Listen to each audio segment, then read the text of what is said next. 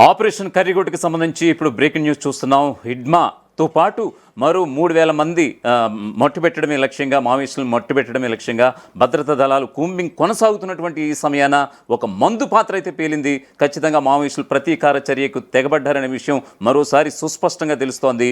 So ఈ క్రమంలో ఏదైతే మందు పాత్ర పేలిందో దీనికి సంబంధించి కూంబింగ్లో ఉన్నటువంటి 2 జవాన్లు తీవ్రంగా గాయపడ్డారు. వాళ్ళని వెంటనే హెలికాప్టర్ ద్వారా, ప్రత్యేక చాపర్ ద్వారా బీజాపూర్ ప్రభుత్వ ఆసుపత్రికి తరలించినటువంటి సందర్భం అయితే ప్రస్తుతం మనకి తెలుస్తోంది. దీనికి సంబంధించి ఎంటైర్ అప్డేట్స్ ఇవ్వడానికి మా వరంగల్ నుంచి మా ప్రతినిధి సిద్ధంగా ఉన్నారు. వెంకటరత్నం. ఇక్కడ ములుగు జిల్లాకు సంబంధించి ఒకసారి కర్రెగుట్టలకు సంబంధించి కూడా 14వ రోజు మాత్రం ఇక్కడ మాత్రం రోజంతా కొద్దిగా ముందుకు వెళ్తున్నటువంటి నేపథ్యంలో కూడా ఇక్కడ ఇప్పటికే మావోయిస్టులు ప్రకటించినట్టుగా కర్రెగుట్టల్లో మేము బాంబులు, అంటే ఇక్కడ ఐడి బాంబులతో పాటు ఇక్కడ బీర్ బాటిల్ బాంబులు, ప్రెషర్ కుక్కర్ బాంబులు అమర్చాము, కర్రెగుట్టల వైపు ఎవరు రావద్దని చెప్పి గతంలో వాళ్ళు ప్రకటన విడుదల చేశారు. ఆ ప్రకటనలో భాగంగానే పోలీసులు కూడా ఏంటంటే దీన్ని ముందస్తు జరిగా వాటిని కొన్ని బాంబులను గుర్తించి నిర్వీర్యం చేసుకుంటూ వెళ్తున్నారు. ఈ క్రమంలోనే ఇక్కడ కర్రెగుట్టలో మరో ఐడి బాంబు కూడా పేలింది. 2 జవాన్లకు కూడా తీవ్రంగా గాయాలయ్యాయి. వారిని వెంటనే హుటాహుటిన బీజాపూర్ ప్రభుత్వ వైద్యశాలకు హెలికాప్టర్ ద్వారా తరలించారు. కర్రెగుట్ట ఆపరేషన్ కూడా మేనలో కొనసాగుతున్న నేపథ్యంలో ఇప్పటి వరకు ఈ 2తో పాటు మరో 2 ఈ రోజు గాయపడ్డారు. గత 4 రోజుల క్రితం కూడా మరొక జవాన్ కూడా కర్రెగుట్టలోనే ఇదే ఐఈడి బాంబు పేలి తన కాళ్ళు కూడా తీవ్రంగా గాయాల పాలయ్యారు. అదే విధంగా ఇక్కడ బీజాపూర్ ఆసుపత్రికి కూడా తరలించినటువంటి పరిస్థితి.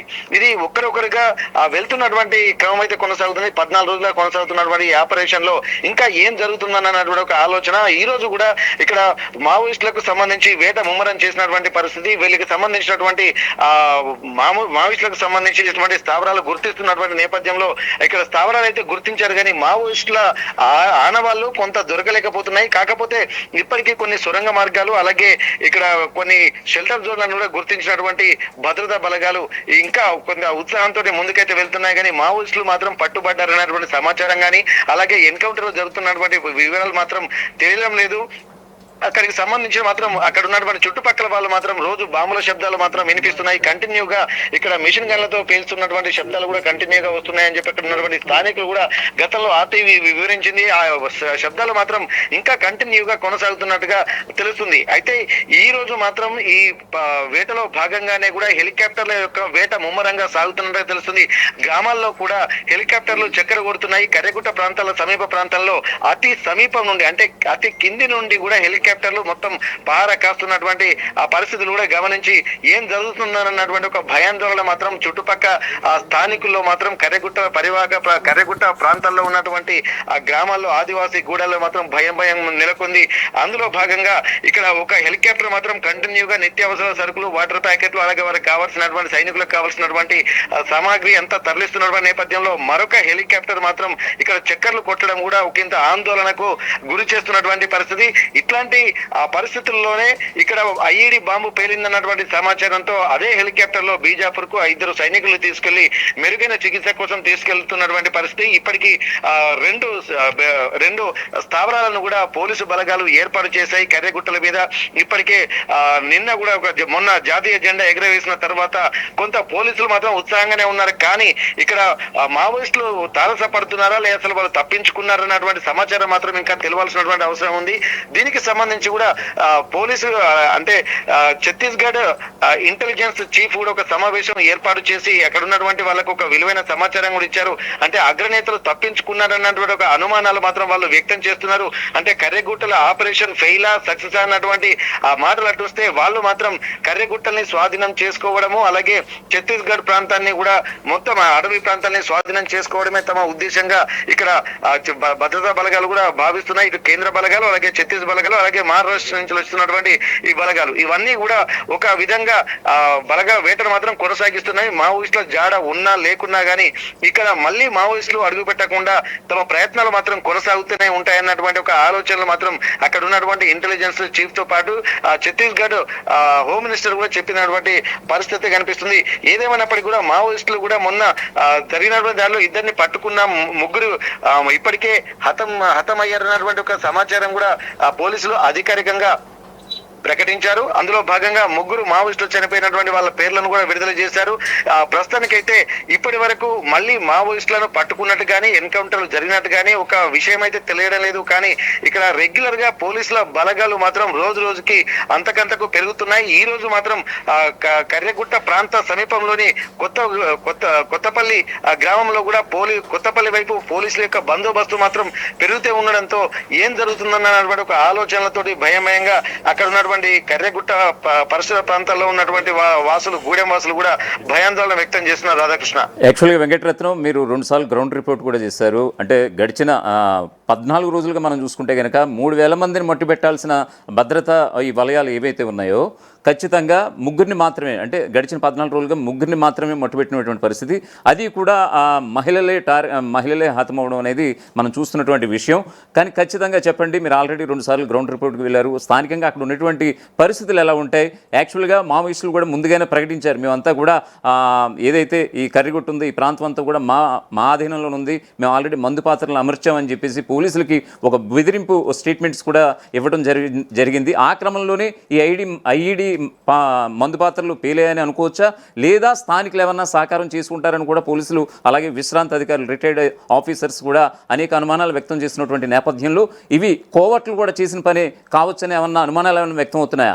మరొక వైపు ఏదైతే హిడ్మా టార్గెట్గా ఈ కర్రిగుట్ట ఆపరేషన్ చేపట్టారో అసలు హిడ్మా ఎక్కడ ఉన్నాడనే విషయాలు ఏమైనా తెలిసాయా? మరి అంతకుముందు మరొక విషయం మనం చర్చించుకోవాల్సి వస్తే కనుక తెలంగాణ పోలీసుల సహకారం లేకుండా ఛత్తీస్గఢ్ పోలీసులు వాళ్ళు దుందుడుకు చర్య కంటే ఇటువంటి కూంబింగ్ పరిస్థితులకు వెళ్ళారు. సో ఈ క్రమంలో ఈ ఆపరేషన్ ఫెయిల్ అయిందనే అనుమానాలు కూడా వ్యక్తమవుతున్నాయి. దీని పట్ల ఎలాంటి సమాచారం ఉంది వెంకటరత్నం? అధికారుల నుంచి ఎలాంటి స్పందన ఉంది? ఇక్కడ ఒకటి మనం గమనించాల్సింది ఏంటంటే ఇక్కడ ముప్పేట దాడి మొదలైతే తప్ప హిడ్మాను పట్టుకునేటువంటి పరిస్థితులు కానరావన్నది సుస్పష్టం. ఎందుకంటే గతంలో కూడా ఎన్ని ప్రయత్నాలు చేశారు. ఆ వర్షాకాలంలో వెళ్ళినటువంటి నేపథ్యంలో కూడా అక్కడ ఆ వర్షాలకు అక్కడ ఉన్నటువంటి పరిస్థితులకి ఇక్కడ ఆర్మీ జవాన్లు ఎవరైతే వెళ్ళారో వాళ్ళు అక్కడ పరిస్థితులను తట్టుకోలేక మొత్తం ఉన్నటువంటి కాళ్ళు కొంతమందికి చచ్చుబడిపోయి ఆ వర్షాల్లో ఉన్నటువంటి, ఎందుకంటే వీళ్ళు కొద్దిగా అంటే హై హీల్స్ బూట్లు ధరిస్తూ ఉంటారు కాబట్టి అందులో వాటర్ వెళ్ళి మొత్తం గ్యాంగ్రీన్ ఫామ్ అయి కాళ్ళు మొత్తం చచ్చుబడిపోయినటువంటి సందర్భంలో వాళ్ళను కూడా హెలికాప్టర్ నుంచి వెళ్ళి తప్పించుకొని మళ్ళీ తెలంగాణ ప్రాంతానికి తీసుకొచ్చి ఇక్కడ వెంకటాపురం అలాగే వాజేడు మండల కేంద్రంతో పాటు ఏటూరు నాగరం ఆసుపత్రిలో చికిత్స పొందినటువంటి పరిస్థితి. అంటే ఇక్కడ ఖచ్చితంగా ఒక ఛత్తీస్గఢ్ ప్రభుత్వం కేంద్ర బలగాలే కాకుండా తెలంగాణ ప్రభుత్వ బలగాలు కూడా ఖచ్చితంగా సహకరిస్తే తప్ప ఇక్కడ ఒక మూమెంటం అయితే తీసుకున్నటువంటి పరిస్థితి లేదు. ఇక్కడ ఏ ఒక్కరు ఉదాసీనతంగా ఉన్నా కానీ కొంత వాళ్ళు తప్పించుకునేటువంటి పరిస్థితి ఉంటుంది. కానీ ఇక్కడ మావోయిస్టులు కూడా కేవలము ఒక ప్రభుత్వాల మీద ఆధారపడేం లేదు. అంటే ఎవరి సపోర్ట్ కూడా వాళ్ళు తీసుకునేటువంటి పరిస్థితి కాకుండా ఇక్కడ వాళ్ళు అంటే సొంత ఎజెండాతోటే ముందుకెళ్తున్నట్టుగా తెలుస్తుంది. గతంలో చర్చల పేరుతోటి కూడా కాంగ్రెస్ ప్రభుత్వం తమను నమ్మించి మోసం చేసిందన్నటువంటి ఒక ఆలోచనలతోటి వాళ్ళు ఉన్నటువంటి నేపథ్యంలో కాంగ్రెస్ సపోర్ట్ తీసుకుంటుందా, లేకపోతే కర్రెగుట్టల ఆపరేషన్ ను నిలిపివేయాలని చెప్పి కాంగ్రెస్ అంటే తెలంగాణ రాష్ట్ర ప్రభుత్వం చెప్పినంత మాత్రాన వాళ్ళు నిలిపివేస్తారా అన్నది కూడా ప్రశ్నార్థకంగా మారినటువంటి నేపథ్యంలో ఇక్కడ తెలంగాణ ప్రభుత్వం కూడా కొంత సపోర్ట్ చేస్తుందని కూడా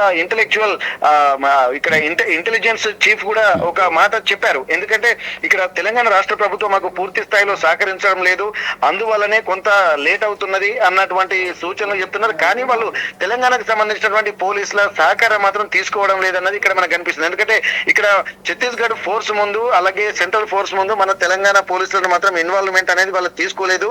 కాబట్టి వీళ్ళు ఎవరైతే ఛత్తీస్గఢ్ ప్రభుత్వం ఉందో అక్కడ తెలంగాణ ప్రమేయం లేకుండానే చేస్తుంది. ఎందుకంటే ఇది ఒక తెలంగాణ మాత్రమే కాంగ్రెస్ పాలిత ప్రాంతం, ఇటు మహారాష్ట్ర కావచ్చు అలాగే ఛత్తీస్గఢ్ కావచ్చు అలాగే కేంద్ర బలగాలు మొత్తం బీజేపీ పాలిత ప్రాంతాల్లో ఉండడంతో చుట్టుపక్కల ఇక్కడ కొంత సమన్వయం కొరవడినట్టుగా మనకు కనిపిస్తుంది. కాబట్టి ఇటు తెలంగాణ రాష్ట్ర ప్రభుత్వంలో కూడా ఇటు బీజేపీ కాకుండా ఇక్కడ బీఆర్ఎస్ పార్టీ అలాగే కాంగ్రెస్ పార్టీ కూడా కొన్ని వినతులు వస్తున్నటువంటి నేపథ్యంలో కర్రెగుట్ట ఆపరేషన్ నిలిపివేయాలని చెప్పి ఇక్కడ తెలంగాణలో రాష్ట్ర వ్యాప్తంగా కొన్ని ఆదివాసీల నుంచి వస్తున్నటువంటి ఒత్తిడి అలాగే ప్రజా సంఘాలు వామపక్ష భావజాలం ఉన్నటువంటి వాళ్ళందరి ఒత్తిడి నేపథ్యంలో కూడా కొంత ఆ కర్రెగుట్టలో ఆపరేషన్ నిలిపివేస్తే బాగుంటుంది అన్నటువంటి ఒక సూచనని అలాగే కేంద్రానికి లేఖ రాస్తామని చెప్పి ఇటు రేవంత్ రెడ్డి సర్కార్ తో పాటు ఇటు మరోవైపు బీఆర్ఎస్ పార్టీ అధినేత కేసీఆర్ కూడా మొన్న వరంగల్లో జరిగినటువంటి సమావేశంలో చెప్పినటువంటి పరిస్థితి.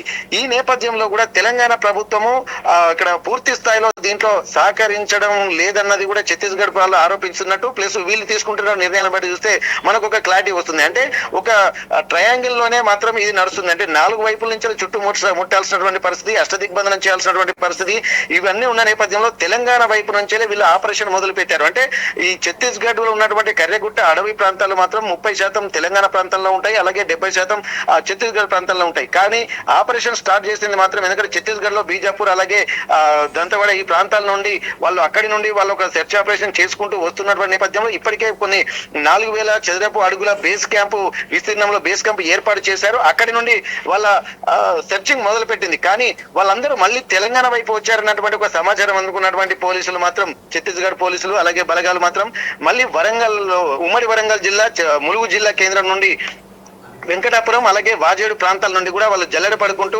ఇక్కడ ఒక 10,000 మందికి పైగా పోలీసు బలగాలు భద్రతా బలగాలు కూడా ఇక్కడ కర్రెగుట్ట అటవీ ప్రాంతం వైపు వెంకటాపురం మండల కేంద్రం నుండి కొత్తపల్లి గ్రామంతో పాటు అక్కడ చుట్టుపక్కల గ్రామాల నుండి కర్రెగుట్టల వైపే వేస్తున్నారు. వెంకటాపురం మండల కేంద్రాన్ని అలాగే వాజేడు మండల కేంద్రాన్ని బేస్ క్యాంపులుగా ఏర్పాటు చేసుకొని కూడా వాళ్ళ ఆహార సరఫరాలు కూడా అక్కడి నుంచే తరలిస్తున్నారు. ఇక్కడ వాళ్ళకు ఒక షెల్టర్ జోన్ గా వెంకటాపురం మండలాన్ని కేంద్రంగా తీసుకుని తెలంగాణ ప్రాంతం వైపు నుండి సెర్చ్ ఆపరేషన్ మొదలు పెడుతున్నటువంటి నేపథ్యంలో వాళ్ళు ఇప్పటికే 2 గుట్టల్ని కూడా వాళ్ళు స్వాధీనం చేసుకున్నారు. ఎందుకంటే మొత్తం 7 గుట్టలు ఉంటాయన్నటువంటి ఒక సమాచారం మేరకు ఇక్కడ 2 గుట్టల్ని కూడా వీళ్ళు పోలీసులు భద్రతా బలగాలు స్వాధీనం చేసుకుని జాతీయ జెండా ఎగురవేశాయి.